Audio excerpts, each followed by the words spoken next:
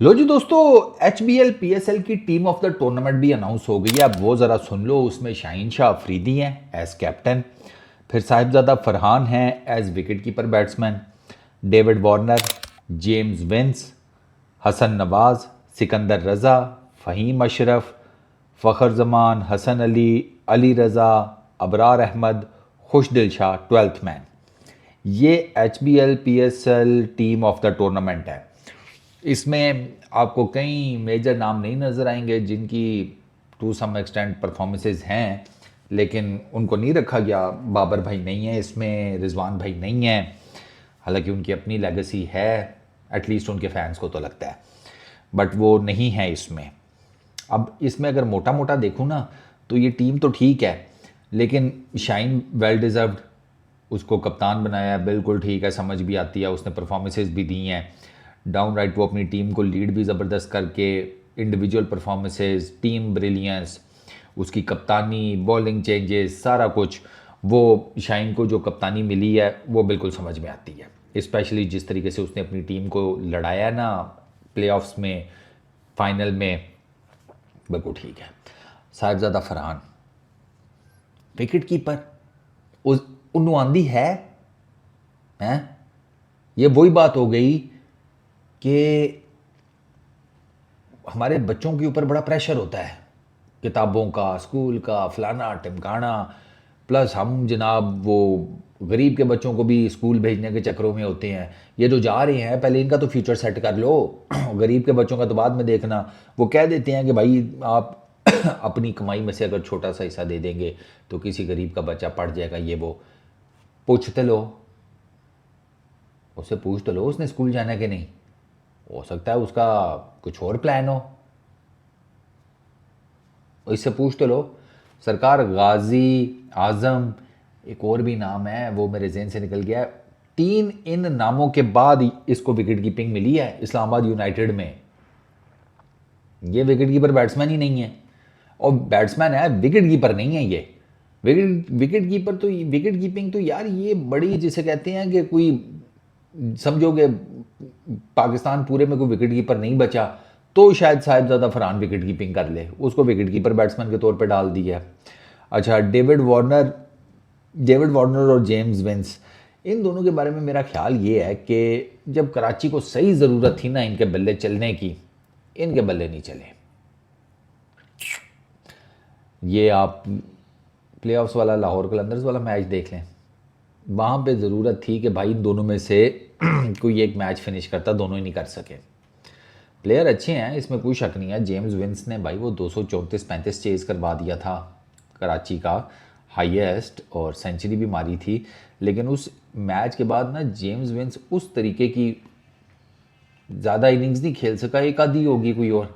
तो ये James Vince और डेविड वार्नर का थोड़ा सा ये है, लेकिन चलो अब डाल दिए हैं तो ठीक है, ये खाना पूरी होती है। नेक्स्ट हसन नवाज है, समझ में आती है। लॉन्डे ने जनाब कोयटा ग्लैडिएटर्स के लिए सीरीज़ ऑफ परफॉर्मेंसेस दी हैं, स्पेशली जब टूर्नामेंट एंड पे लगा है ना, जब ज़रा क्रूशल मैचेस हुए हैं, जब पॉइंट्स टेबल के ऊपर अदला बदली हुई है, जब फटी है कि पहले 4 में तो आना ही आना है, लेकिन पहले 4 में अगर पहले 2 में आ जाएं तो चांस बढ़ जाएगा ज़रा प्ले ऑफ्स में, वो सारी कैलकुलेशंस उसमें उस टाइम के ऊपर ना इस लौंडे ने परफॉर्मेंसेस दी हैं। माशाल्लाह से इस्लामाबाद यूनाइटेड को बहुत दोस्त सुथरे किस्म के इसने मैच कूटे हैं, ठीक है।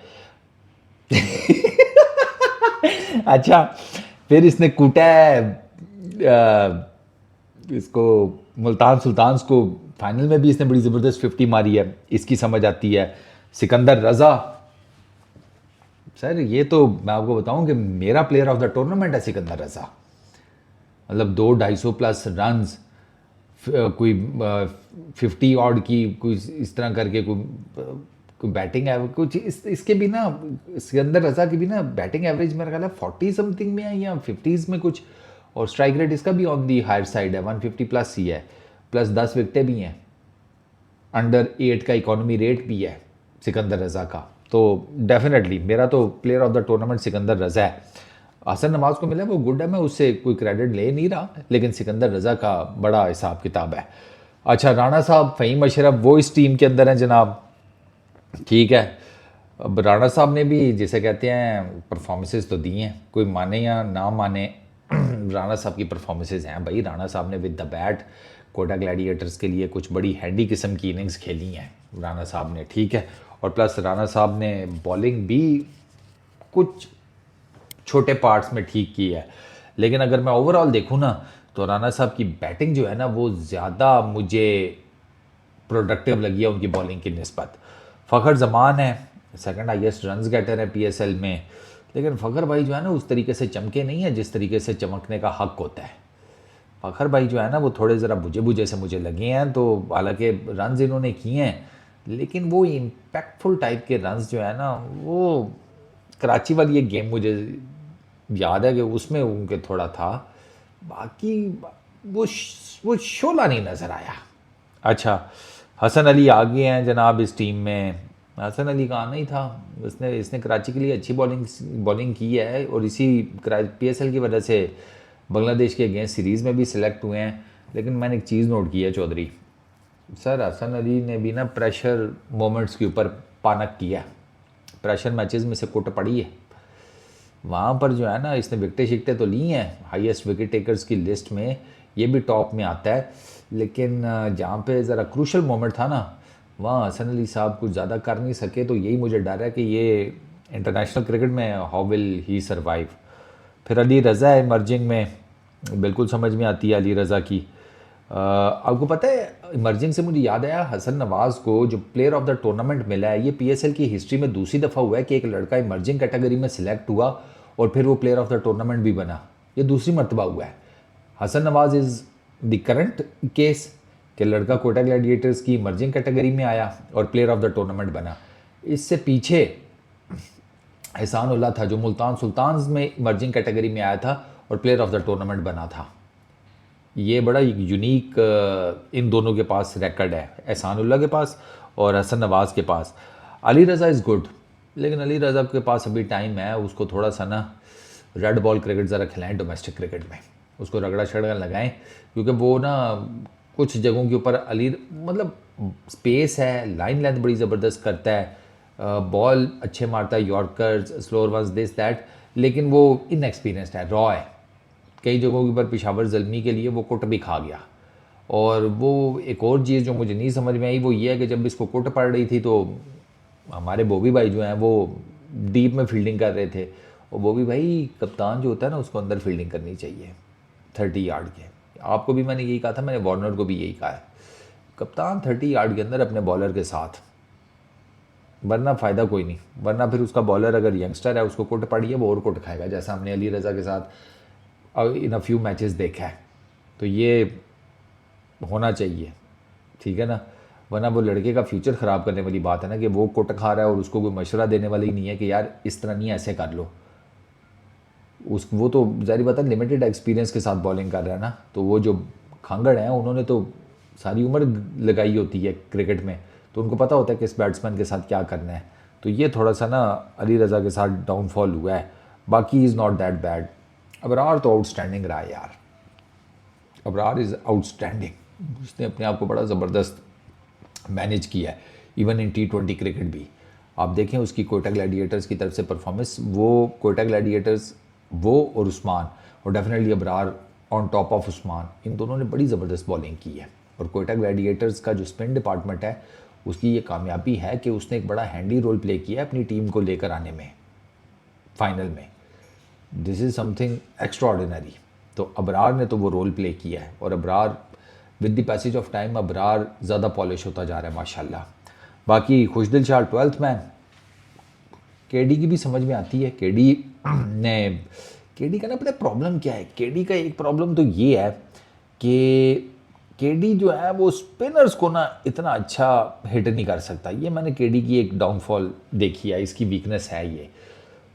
दूसरा केडी जो है ना पेसर्स के अगेंस्ट तो अब वो जिसे कहते हैं ना पूरे जोन में शॉट मारना शुरू हो गया, वरना पहले तो केडी जो है वो लास्ट साइड पे तो डीप मिड विकेट पक्का इसका यही होता था, लेकिन अब वो ऑफ साइड के ऊपर ये कवर्स में पॉइंट इस तरफ भी खेल लेता है बड़े शॉट्स। तो एक तो ये उसने वेरिएशन जो या वो रेंज ऑफ शॉट्स अपनी ज़्यादा किया, ये तो उसका एक गुड बड़ा ज़बरदस्त पॉजिटिव है। थोड़ा सा ना अपनी बॉलिंग के ऊपर भी वो करे, क्योंकि बॉल इसका स्पिन होते ही नहीं है बिल्कुल। ये दुनिया का मेरा ख्याल है वो वाहिद लेफ्ट आर्म स्पिनर होगा जिसकी गेंद ही स्पिन नहीं होती, लेकिन है वो स्पिनर। तो वो वैसे होती तो इमाद वसीम की भी इतनी गेंद स्पिन नहीं है, लेकिन इमाद वसीम जो है ना वो शुरूड बहुत है। या तो फिर खुशदिल शाह ये वाला काम करे जो इमाद वसीम करता है, कि वो स्पिन बॉल को बिल्कुल नहीं करता, लेकिन अपनी पेस की वेरिएशन से, लाइन से, लेंथ से वो बैटर को फंसा के रखता है। और फिर वो जो विद द आर्म अंदर लेकर आता है ना ball Imad, that is too handy. तो इस तरह की फिर केडी जो है ना वो वेरिएशन सीख ले। अगर स्पिन नहीं होता तो ठीक है, कोई इशू नहीं है, स्पिन के बगैर भी 10 किस्म की वेरिएशन सीख के बैटर को फंसाया जा सकता है। तो केडी को ना थोड़ा इस तरफ सोचना चाहिए। बाकी इट्स अ गुड टीम, ठीक है। इसमें मीर हमज़ा नहीं है, इसमें आफरीदी नहीं है, इसमें और कौन है मेजर जिसने परफॉर्म किया हो, फॉर दैट मैटर नहीं भी इतना बुरा नहीं रहा, लेकिन वो फिर समझ में आता है कि यार अब ज़ाहिर बात है 12 बंदे खिलाने हैं और यहाँ पर अच्छी खासी जिसे कहते हैं लॉट लगी पड़ी है, तो उसमें फिर आपने इसी तरह ही चुन चुन के रखने होते हैं। तो पेशावर ज़ल्मी का भी इसमें है, मुल्तान सुल्तान का इसमें कोई नहीं है, ठीक है। अच्छा, बाकी सारी फ्रेंचाइजेज़ कवर्ड है इसमें।